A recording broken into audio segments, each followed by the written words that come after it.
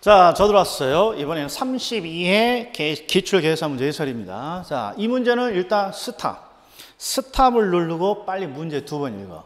스탑. 문제 2번 읽었어요? 자, 이 문제는 정보 비용의 현재 가치라는 문제인데, 자, 항상 틀이 이래, 틀이. 여기는 1년 후에 어떤 상황을 줬으니까 1년 후를 기준으로 1년 후를 기준으로 지금 떠돌고 다니는 정보의 가치를 찾는 거예요. 정보의 가치를. 그런데 이게 1년 후에 어떤 정보의 가치니까 문제가 뭐라고 나왔니? 이 1년 후 정보 가치를 뭘로 환산하라? 현재 가치로 환산해라 해서 정보 가치의 현재 가치 또는 정보의 현재 가치 문제예요. 이 문제는 정의가 돼 있어. 그러니까 왜 그렇습니까?는 증명은 제가 하지 않고 항상 정보 가치를 찾는 아주 쉬운 방법이 있단 말이에요. 이게 첫 번째야. 뭔가 개발로 인한 가치의 차이를 찾아. 개발로 인한 가치의 차이 바로 이놈이야. A가 도로가 개설되면 2억 7,500.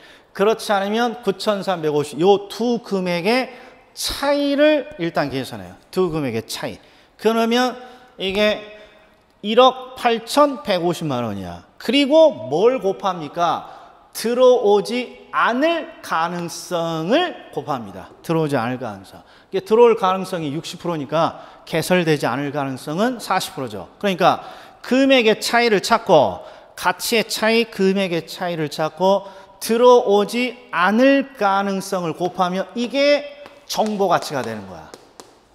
근데 이 정보 가치는 1년 후를 기준으로 한 정보 가치니까 이 정보의 현재 가치를 구하세요. 그러면 요구 수익률을 할인율로 쓰는 거니까 할인율 10% 줬어. 그러니까 나누기 1.1 이렇게 현재 가치만 때려주면 바로 나오는 거야. 그래서 이 정보의 현재 가치가 나오면 그렇죠. 땡큐죠. 땡큐. 항상 어떤 식으로 금액의 차이를 찾고 들어오지 않을 가능성을 곱해. 그럼 이게 정보의 가치야. 그리고 이게 1년 후에 정보 가치니까 1년만 할인하면 되겠구나. 6,600. 자, 그다음에 09번. 자, 09번은 함수 주고 균형 가격과 균형 수량 구하라는 거잖아. 이건 생략. 생략. 자, 15번 봅시다. 비율 분석법. 안 나올 데가 없는 계산 문제인데, 자, 질문이야. 질문. 자, 항상 비율 분석법은 두 가지의 정보를 줘요. 두 가지. 첫 번째는 어떤 정보를 주니? 요 두 가지 정보가 투자 금액에 대한 정보야. 4억 원짜리 부동산에 투자했고 대출 2억 받았다. 이 투자 금액 두 개만 보고도 맞출 수 있는 지문이 있어. 빨리 찾아봐. 여기 있네. 여기 있네. 그러니까 이 문제는 가장 먼저 뭐부터 확인해야 되냐? 아니 4억 원짜리를 사기 위해서 2억을 대출 받았으니까 대부 비율, LTV, 대부 비율은 50%야. 50%. 근데 이제 부채 비율을 물었으니까 부채 비율은 부채 건전성을 따진다. 뭐 되려고? 부자 되려고. 그게 대출, 부채를 자기 자본으로 나눈 거니까 대출, 부채고 자기 자본은 2억이겠지. 그러니까 100%. 이게 바로 나온다 이런 말이게. 그러니까 시간이 없는 관계니까 대부 비율과 부채 비율은 바로 확인해야 돼. 그래서 부채 비율이나 대부 비율에 정답 있으면 땡큐 왕 땡큐 문제지. 근데 여기에 정답이 없으니까 이제 뭐 해줘야 돼요? 이제 수익을 분석해야죠. 가유, 순전후. 그리고 반드시 순영업 소득은 산정해야죠. 그래서 이제 밑을 봅시다. 자, 차입자의 가능 총소득 여기 있네요. 가능 총소득 4천이야. 그리고 공실대손이 가능 총소득이 25%니까 500만 원이네요. 그러면 유효 총소득이 큰일 날 뻔했네. 1,000만 원이죠. 그러니까 유효 총소득은 3천. 그리고 영업경비가 가능 총소득의 50%니까 2천만 원이지. 2천만 원. 2천만 원. 그러니까 3천에 2천 빼면 순영업 소득이 1,000. 이렇게 딱 돼 있는 거죠. 그러니까 이걸 딱 적어 놓으면 이제 해봅시다. 부채 감당률은 암기 코드가 손부채, 순영업 소득이 부채 서비스액을 감당할 수 있나요? 그러면 순영업 소득이 부채 서비스액이야. 어디 있어? 이거죠. 부채 서비스액을 감당할 수 있습니까? 감당할 수 있네. 1천. 그러니까 1. 옳은 지문이죠. 옳은 지문. 그 다음에 2번 지문 볼 거야 말 거야. 이 요령이야. 2번 지문은 채무 불이행률이니까 유채무 씨가 영부인을 띵고 가야 되니까 기본적으로 항목을 3개를 적용해야 돼. 그러니까 시험장에서는 이건 다른데 정답이 없을 때 보는 거야. 이게 요령이야, 이게. 이게 제일 오래 걸리니까. 자, 그러니까 일단 넘어가. 자, 그리고 3번에 DTI. DTI는 암기 코드가 D. D는 뭐의 D? 소득의 D. 소득에서 원리금 상환하는데 몇 프로냐? 그럼 찾아봐. 소득에서 원리금 상환에 1천만 원, 5분의 1, 20%. 이것도 맞았네. 그 부채 비율은 조금 전에 했고. 그리고 5번을 봤더니 영업경비 비율이야. 영업경비 비율. 그럼 유효총소득에서 영업경비가 얼마냐는데 유효총소득에서 영업경비가 지금 2천이죠? 지워졌는데 2천. 유효총소득에서 영업경비가 얼마니? 요거 물어보는 거잖아. 유효총소득 3천에서 경비 2천이 얼마니? 3분의 2. 0.66666, 67% 정도죠? 그러니까 얘가 틀린 거야. 자, 뭐가 핵심입니까? 그러면 자, 얘는 시간이 걸리니까 첫 번째, 투자 금액만 보더라도 해결되는 2가지 지표가 있다. 대부 비율, 부채 비율이야. 그러니까 딱 요거 보고 대부 비율, 부채 비율은 최소한 먼저 확인해야 돼요. 자, 그리고 나머지는 이제 수익을 분석할 수밖에 없어. 가유, 순전후. 여기는 순영업소득까지 분석하는 거죠. 이때 자, 비율을 찾을 때 채무 불이행률은 항목이 많아. 유효총소득, 영업경비, 부채 서비스액이니까. 그러니까 이런 것들은 좀 나중으로 넘기는 거야. 다른 데 정답이 없으면 얘가 정답이겠지. 요 2가지가 제가 알려드린 요령이야. 대부 비율, 부채 비율은 바로 산정할 수 있다. 그리고 채무 불이행률 같은 거 좀 시간이 좀 걸린다. 그러니까 나머지 것을 보고 정답인지 아닌지를 체크하는 겁니다. 예. 자, 이번에 16번. 이게 다시 나올까 생각하는데 다시 나올 거예요. 왜? 우리 시험에서 절대 한 번만 나오는 유형은 없다. 언제든지 다시 나온다. 자, 이거 잘 봅시다. 내부 수익률이야. 내부 수익률 공식은 뭐예요? 순형가를 0으로 만드는 할인율이야. 순형가를 0으로 만드는 할인율. 그런데 사업기간 초에 3억을 투자했어. 이게 비용이죠, 비용. 3억을 투자했으니까 이게 비용이 형가야. 3억이 지금 비용이 형가니까 결국 순형가가 0이 되기 위해서는 이 현금 유입, 즉 수익의 형가가 얼마가 돼야 됩니까? 그러면 3억이 돼야 된다고. 그러면 이제 결론이 됐네. 자, 내부 수익률은 순형가를 0으로 만드는 할인율인데 투자 비용이 3억 원이니까 수익의 형가가 3억이 되는 뭘 찾으면 돼? 할인율을 찾으면 되겠다라는 거야. 근데 이걸 보관법을 쓰라고 하는 거죠. 그럼 보세요. 자, 대부분 할인율이 올라가면 올라갈수록 우리가 현재 가치는 줄어들죠. 그러니까 5%일 때 3억, 이게 3억 300대, 그리고 6%가 되니까 뭔가 줄어들잖아요. 그러니까 요 사이 어딘가에 어떤 3억이 있다는 거야. 그리고 요 3억에 해당하는, 그렇죠. 요 이자, 여기 A라고 돼. 3억에 해당하는 요 이자율이 바로 내부 수익률이 되는 거예요. 그럼 얘는 보관법을 항상 삼각형의 원리를 이용하는 겁니다. 그럼 잘 보셔. 자, 일단 큰 삼각형 하나 그려볼게요. 자, 요런, 아이고. 자, 요런 삼각형이 하나 있고요. 요런 삼각형이 하나 있고요. 그 다음에 이렇게 작은 삼각형을 하나 이렇게 만들고, 자, 여기서부터 여기까지는 얼마니? 그러면 7,700이고요. 여기서부터 여기까지. 그리고 여기서부터 여기까지는 얼마니? 그러면 1%죠. 1%. 근데 우리가 찾고자 하는 건 요 A야. A. 그리고 여기가 얼마니? 그러면 4,235고 3억에 2억 9,576만 5천 원 빼면 이렇게 되는 거야. 그래서 요 삼각형의 비례율을 의해서 뭘 구하라는 거예요? A를 구하라는 거예요. A. 그럼 이거 수식을 어떻게 세우니? 수식을 어떻게 세우니? 이걸 지금 알려주려고 하는 거야. 항상 수식을 어떻게 세우니? 그러면 우리가 찾고자 하는 걸 항상 위로 올리는 거야. 그러니까 A 대 4235는 1% 대 7700 이런 식으로 수식을 세워야 된다고. 그러면 바로 A가 구해지지. 왜?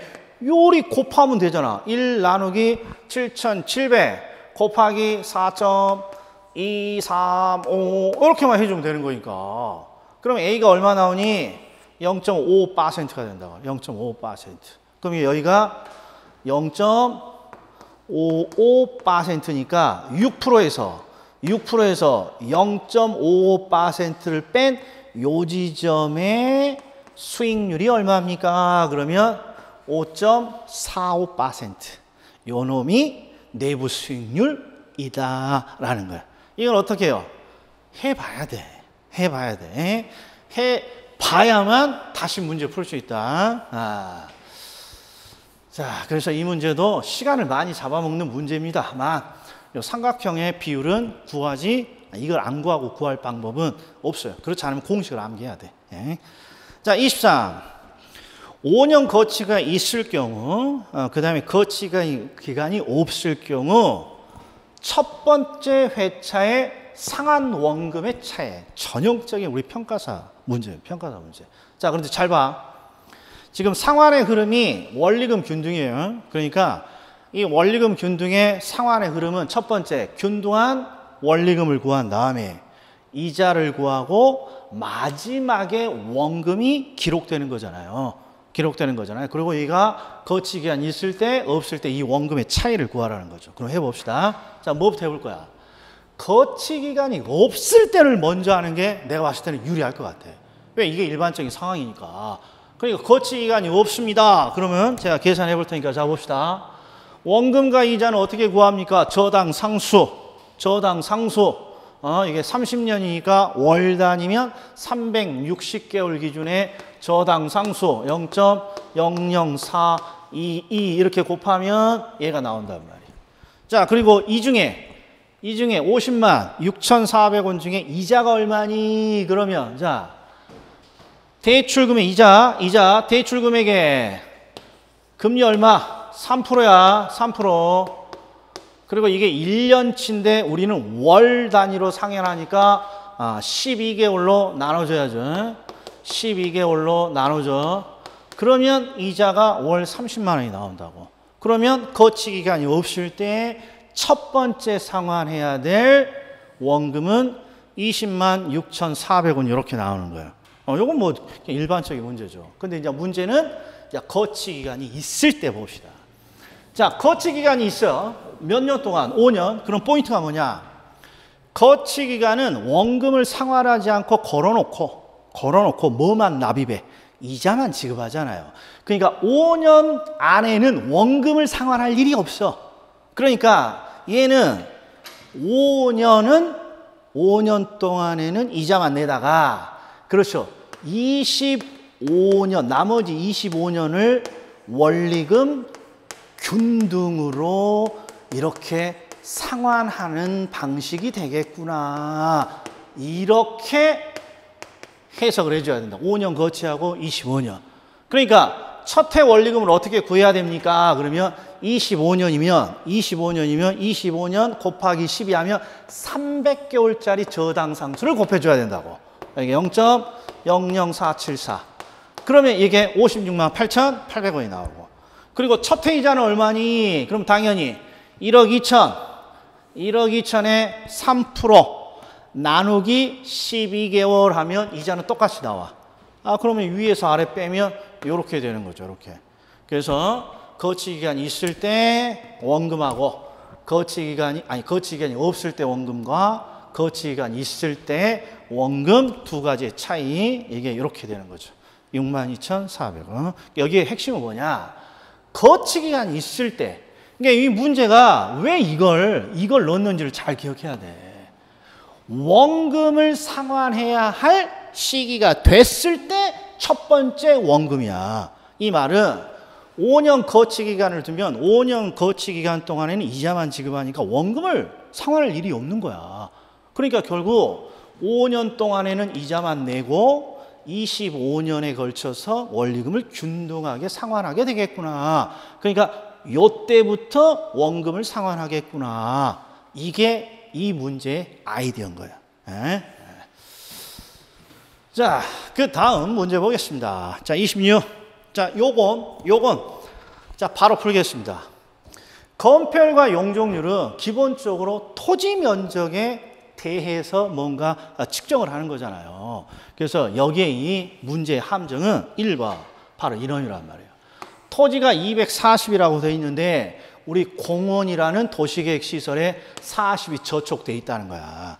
자, 도시계획 시설에 저촉되면 자유자재로 뭔가 이용을 할 수 있다 없다? 이용이 제한되잖아. 그러니까 이 문제는 기본적으로 토지 면적은 240이 아니라 저촉 면적을 뺀 200제곱미터를 기준으로 해야 되겠구나. 이게 여기의 핵심이란 말이에요. 자, 그리고 건폐율이니까 건축 면적 120.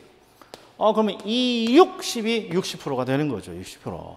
자, 그럼 이제 용적률 봅시다. 아이고. 용적률 봅시다. 자, 용적률은 똑같이 대지 면적은 200제곱미터인데 여기는 함정이 하나 더 있어.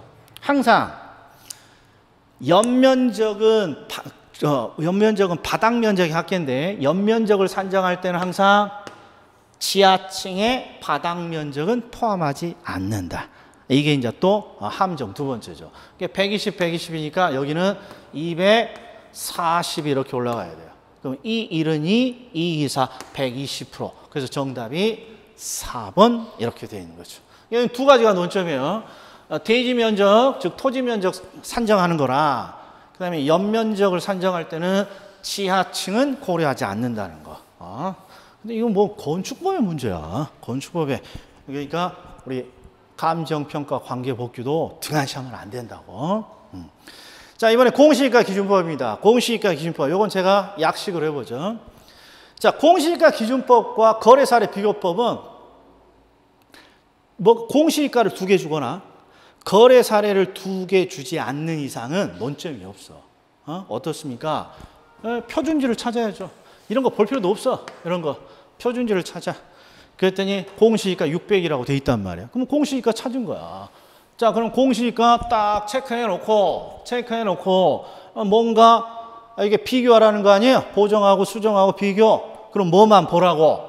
수치가 있는 것만 봐. 시간 세이브 하려면. 2% 상승했다. 뭐 수치가 없는데 뭐하러 읽어? 5% 우세하다. 10% 열세하다. 50% 증액한다. 그럼 600에다가 2% 상승이니까 곱하기 1.02. 5% 우세 곱하기 1.05. 10% 열세 0.9. 그 다음에 50% 증액 1.5. 그냥 이렇게 하면 되는 거야. 그래서 얘는 10초 만에 문제를 풀어갖고 와야 된다. 이 형태는. 그 다음에 원가법. 자, 원가법에 의한 건물 가액은 일단 제조달 원가를 차지하는데 질문.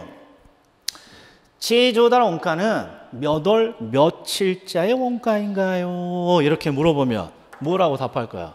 그렇죠. 제조달 원가는 항상 기준 시점의 원가라고. 기준 시점에서 측정한 원가. 그런데 출제자가 꼭 무슨 원가를 줍니까? 그러면 사용 승인 시점이나 준공 시점 과거의 원가를 준다고.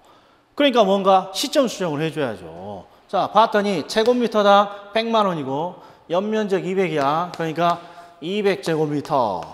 그리고 지금 사용 승인 시점부터 기준 시점까지 몇 프로 올랐다? 10% 올랐죠? 그러니까 곱하기 1.1. 100만 원 곱하기 200 곱하기 1.1 하면 2억 2천이 딱 된단 말이야. 그럼 제조달 원가는 산정이 끝난 거야. 그러면 제조달 원가 산정이 끝나면 감가 수정만 하면 되는데, 자, 객관식에서 감가 수정은 이 틀을 활용하자고. 그냥 아무 생각 없이 항상 기간을 설정하고 여기가 제조달 원가. 이미 우리는 산정해놨어. 2억 2천. 그리고 밑이 내용연수야. 내용연수 40년. 그리고 경관연수야. 경관연수는 여긴데 2016년도부터 2021년까지 얼마가 지났느냐인데 여기에 함정은 만년감가로 하라는 거야. 만년감가. 그런데 가끔씩 질문이 와. 이게 만년감가로 얼마가 됩니까? 그러면 이게 잘 안 됩니다. 그러면 그냥 빼. 자, 2021년 04년에 요걸 빼. 2016년 06을 빼. 그러면 한 달이 12개월이니까 부족하잖아. 그러면 12를 꽂으니까 16에 6이니까 10개월이야. 그리고 20년에 16 빼니까 4년 10개월 정도라고. 4년 10개월. 그냥 대충 이렇게 잘 안 되면. 4년 10개월이니까 만년감가로 경과된 건 4년이 만 4년이지. 아직 만 5년은 아니야. 2개월 나왔으니까. 그러니까 여기다가 경과년수는 4년을 이렇게 적는다 이런 말이야. 4년. 그리고 장가율 없으니까 이거. 그럼 어떻게 한다? 계산기로 2억 2천 나누기 40 곱하기 4. 그냥 딱 요러면 감가 수정액이 나온다고. 이렇게 2,200만 원. 그러니까 기계적인 틀을 써. 기간을 설정하고 경제적 내용 연수, 경과년수, 장가율. 그래서 2억 2천에 나누기 40 곱하기 4 해서 감가 수정. 그럼 2억 2천에서 2,200 감가를 빼면 그렇죠. 적산가액이 만들어지겠죠. 이런 식으로 빠르게 계산한다. 자, 그러면 뭐가 끝난다? 오, 끝났다. 자, 다음에는 31회 기출해설로 뵙겠습니다. 다음에 뵙겠습니다.